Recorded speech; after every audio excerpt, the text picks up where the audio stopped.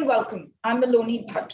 ET Prime Women Leadership Awards celebrate women leaders who harness the spirit of entrepreneurship, innovation, and excellence to produce tangible, path-breaking results in their own chosen fields. The awards acknowledge and applaud women leaders in India who are scripting the future of workplaces, our future, in their own very special way, harnessing people power, innovation, and surmounting so many odds to build, grow, and sustain organizations.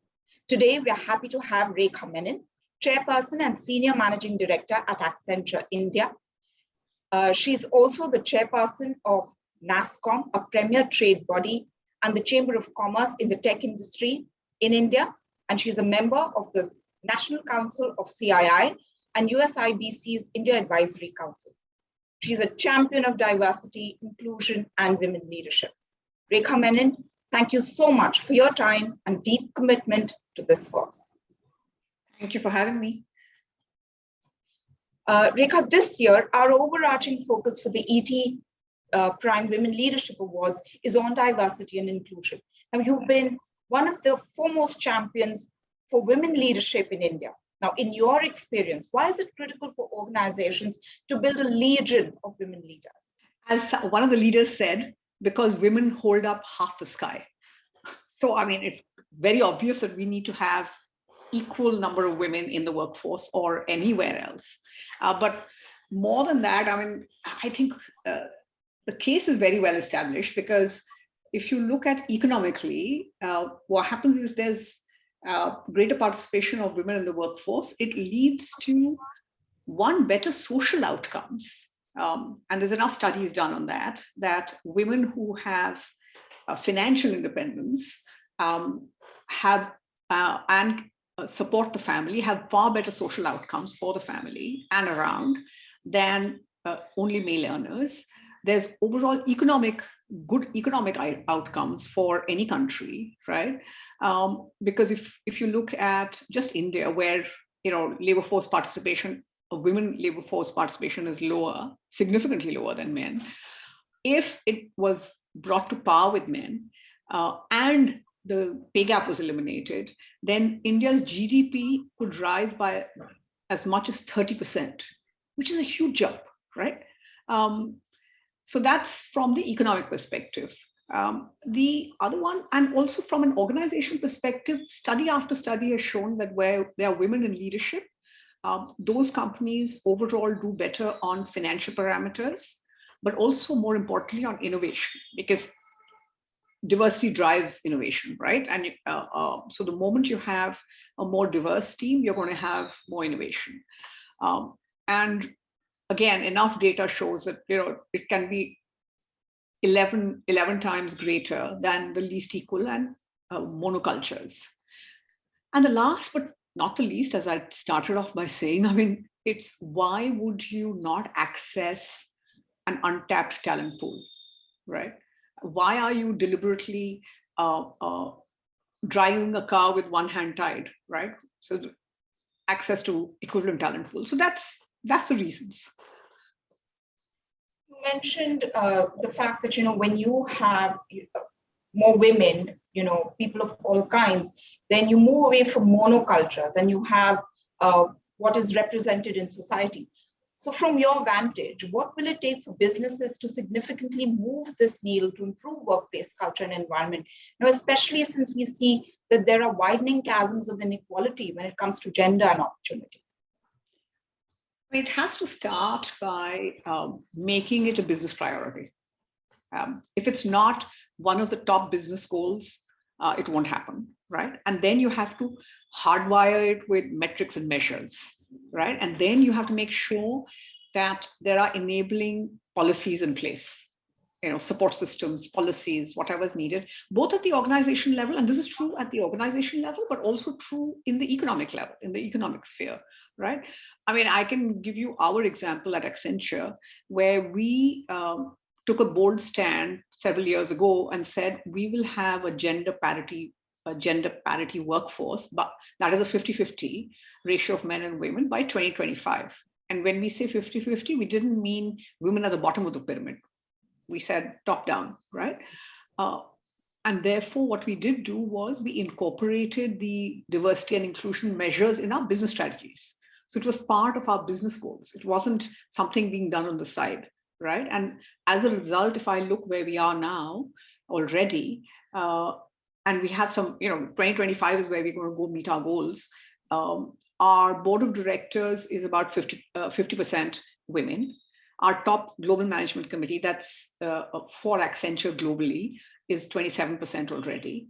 And in India, we're progressing towards this goal really well, because currently we're about 45% of our workforce in India is women. And more importantly, 24% of our top leadership is women.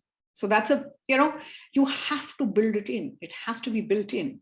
And then you have to have enabling policies, and then you have to have a culture that supports it, right? Because if you, one of our research says that most leaders rank diversity and workplace culture rather low on their list of organization priorities, right? They rank financial performance, etc., much higher.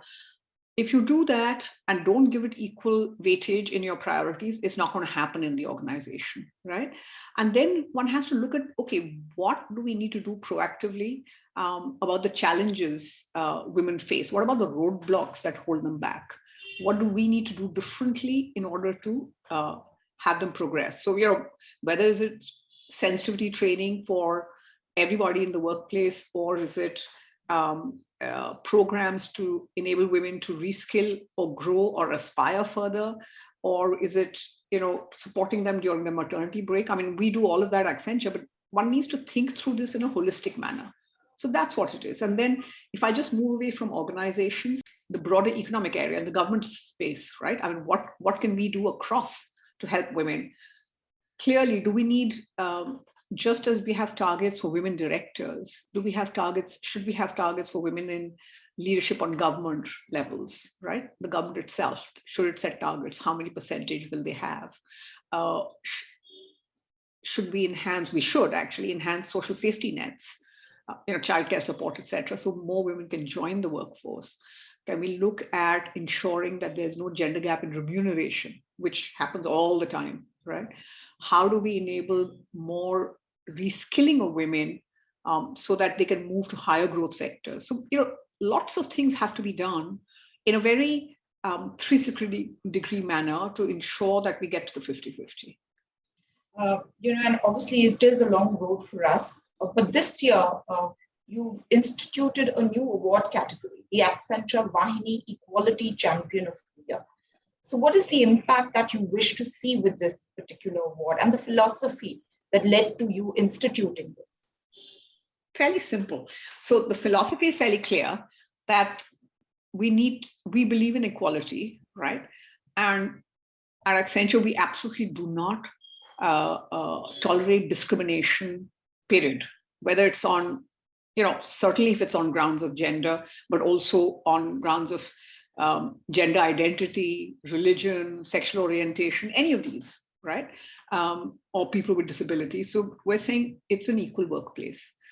Part of that definitely is gender. And part of that, in order to honor that commitment, we created this award because we said, this actually will help shine the light on the change agents, right? Whether they are businesses or individuals who are pushing the barrier further to further the cause outside of Accenture. So that's our way of supporting the entire cause.